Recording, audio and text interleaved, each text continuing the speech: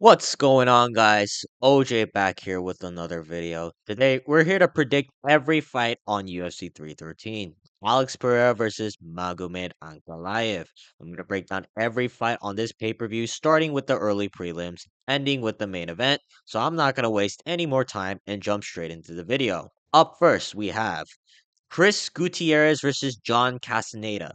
This is a very tricky fight to predict because I just don't like the way Gutierrez fights. He doesn't really move forward. He just always backpedals and throws leg kicks at you nonstop.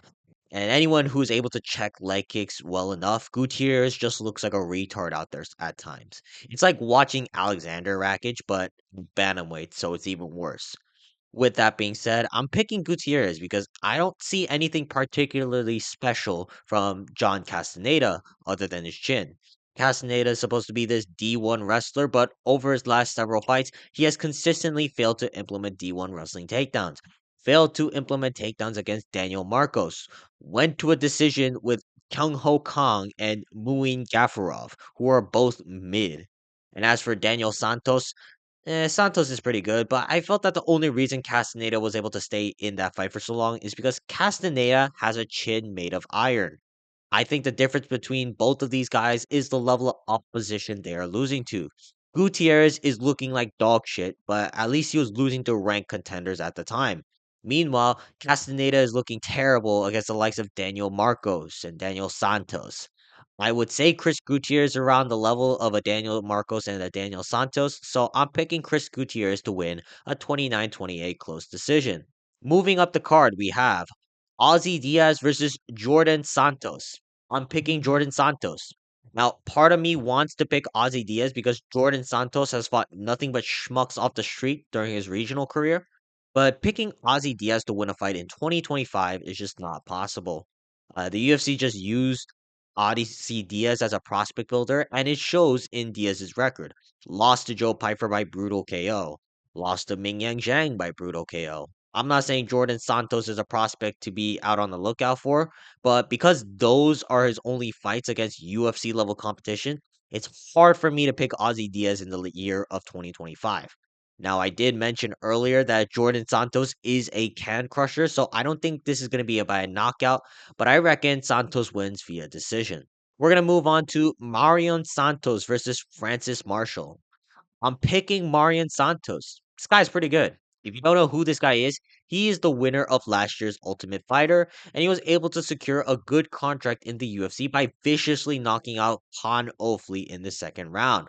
Now I know Khan Ofli is absolute dog shit, but Muhammad Naimov couldn't finish a Khan Ofli, so I reckon Khan Ofli at least has a chin. This is most likely a matchup the UFC made to build up Santos and not chuck him into the wolves right away because the UFC does that for a lot of their prospects from either the Dana White Contender Series or those who won the Ultimate Fighter. Maybe Santos loses later down on the line, but I don't believe it's going to be to Francis Marshall that's going to fraud check Marion Santos. Marshall hasn't lost to anyone bad necessarily. It's just the way he fights. I don't think it's a good matchup for Santos. Marshall does a very good job of picking his shots against his opponents, but against a guy like Santos, who the only way you can beat him is either grapple or fire back powerful shots and stand your base.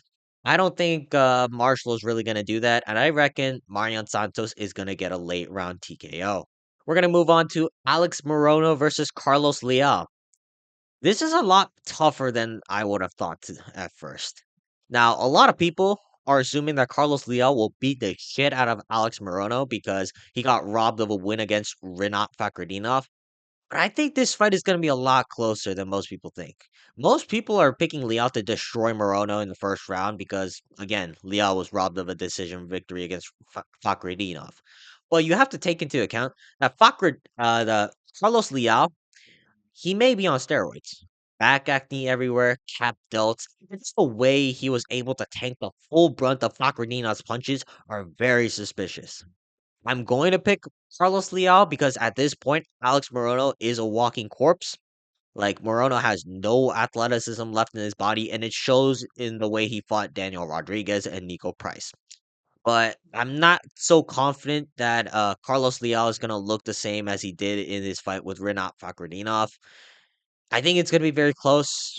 Morono can be crafty, but I'm sticking with Leal to win because picking Alex Morono in 2025 is almost impossible. I say Carlos Leal probably gets it done. We're gonna move on to Bruno Ferreira versus Armin Petrosian. Now, this is where the card starts picking up some steam because this is a solid fight. And as for who I think is gonna win, I'm gonna pick Bruno Ferreira.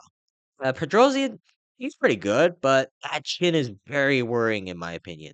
Like if Sharon Magomedov is knocking you out, then I'm pretty sure Bruno Ferreira can knock you out as well, just by the glance of a spinning elbow or something. Now, Ferreira at times can be retarded, like when he was about to finish Abu Magomedov, but then fumbled because he kept trying the spinning elbow finish over and over again like a retard. But I don't believe Petrosian is as tough as an Abu Magomedov. It doesn't necessarily have to be the spinning elbow that catches Petrosian. I reckon one shot could knock out Petrosian because, again, that fight with Sharon Magomedov was really bad.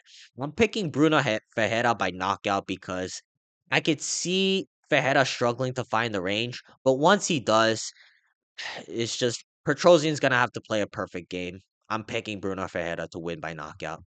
Moving on to Ray Saruya versus Joshua Van. I love watching both of these guys. Unfortunately, Ray Saruya is gonna get his ass beat. Yes, Surya does have some nice grappling, but if he doesn't take Joshua Van out in the first or second round, I reckon Van is going to start beating the bricks out of him towards the end of the second and into the third round.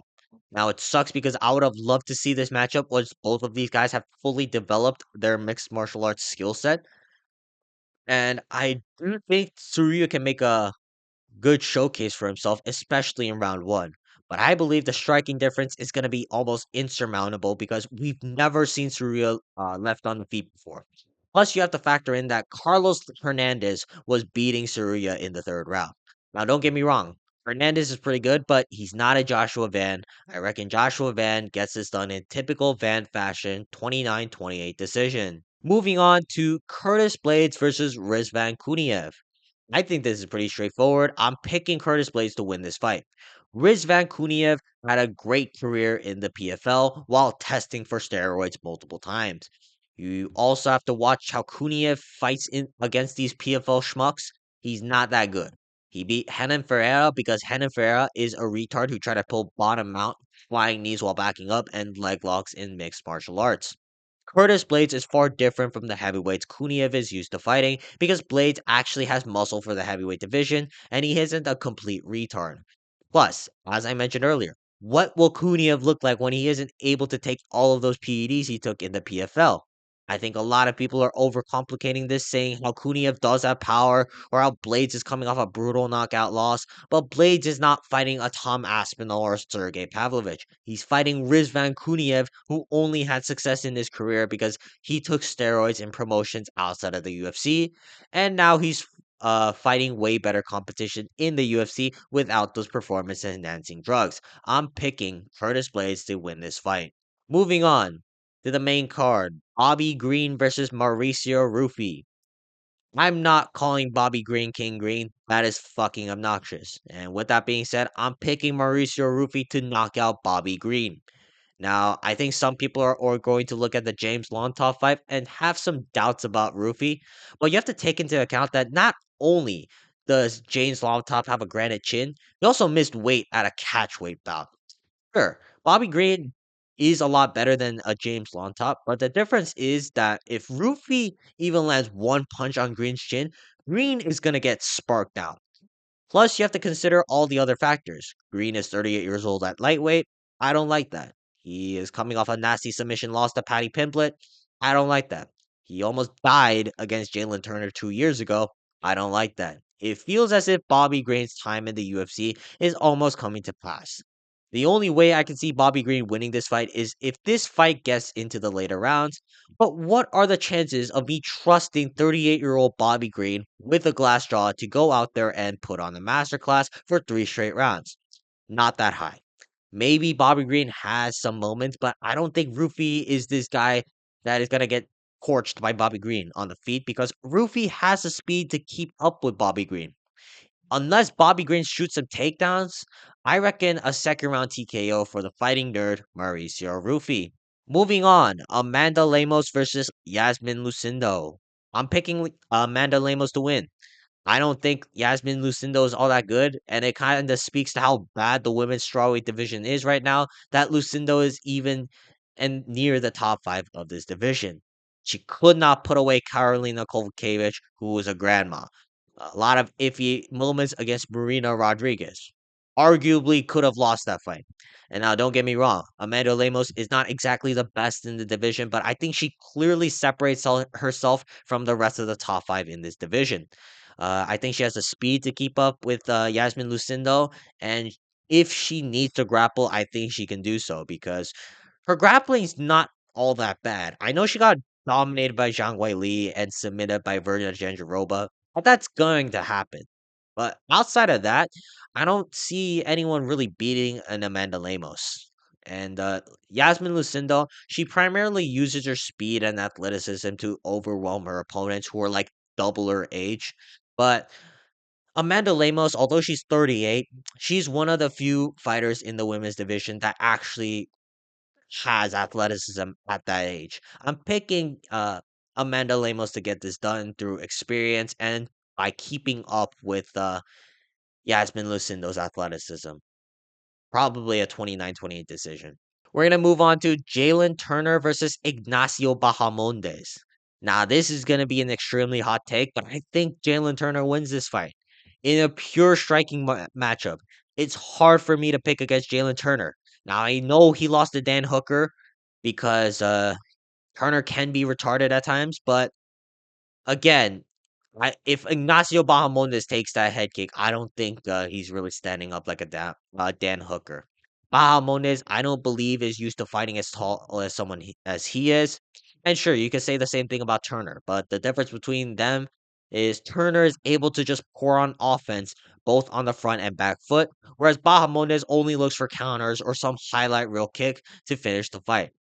I know picking Jalen Turner is kind of foolish in 2025, but I just don't believe in Ignacio Bahamondes to find the KO shot other than a head kick. If he tries that pull counter like what he did to Emmanuel Torres at UFC 306, Jalen Turner is going to be too quick for Bahamondes to be able to time that right hand as consistently as possible.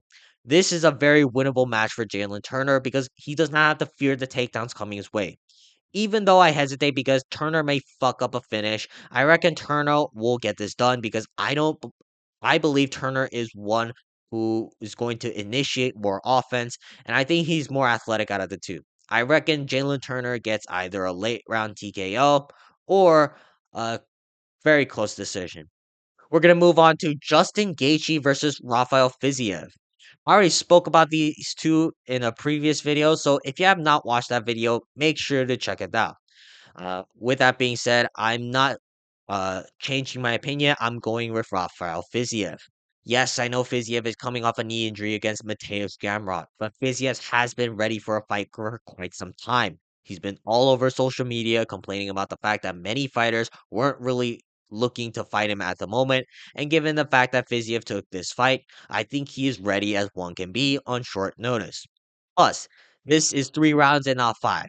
5 rounds, I would favor Gaethje a lot more, but at the same time, I don't know how Gaethje's chin will hold up to a lot of Fiziev shots in this fight. The first fight, Gaethje took a lot of hard blows in the first 2 rounds, and even in the early half of the third.